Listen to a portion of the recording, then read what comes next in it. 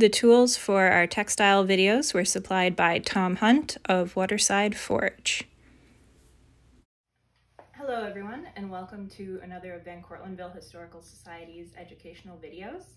Now, in previous weeks, we talked about the clothing that people were wearing, and you would need to make that. So part of everyday life would also be preparing and working with textiles. So textiles could be clothing, blankets, any kind of fabric that you had around your house. There were a few options of materials that could be used. One of the most common though, especially in this area, would be wool. So a lot of people were farmers here, so they would have been raising flocks of sheep. And right around this time of year in the spring, they would be thinking about shearing them. And that would mean that it was time to take the sheep and give them a haircut. They would not be harmed at all. It's just cutting off that extra fur that they've been growing for an entire year. So when it first comes off the sheep, you would need to soak the wool. It's very sticky with the oils that they produce naturally, so it picks up everything that they walk around in.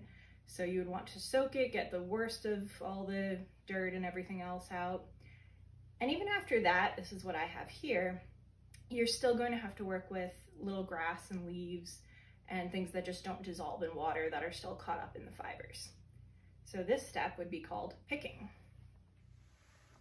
So the picking stage is where I pull just a few little fibers apart. I'm still hanging on to the ones that I'm pulling out. And the idea behind this is to let everything just fall away if it doesn't belong. So all the grass and twigs, dirt, and anything else that's dried and clinging in those fibers will just fall out. I'll have nice clean yarn wool to work with. So this is a pretty simple chore. You could actually start learning this as early as 3 or 4 years old. So even the youngest children are still contributing to the household chores. Once you had finished picking, the next step would be to card. So this is going to get all the knots and tangles out. It gets the fibers aligned in the right direction that you want. You want the wool to have been completely cleaned before moving on to this step. So I just spread the wool into the bristles,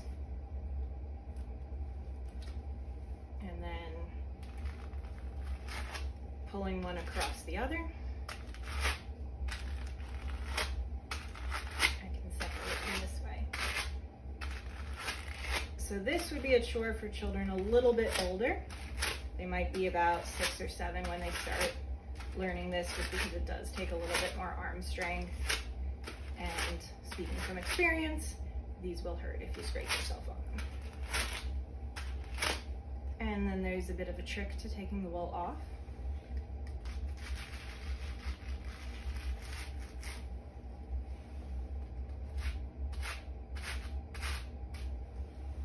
We have our finished rollag. So a rollag is wool that's been cleaned, it's been brushed out, so all the fibers are swirling, but they're swirling in the same direction. And this means it's ready to be moving on to the next step. Find out how to turn a rollag into yarn in our spinning video this afternoon.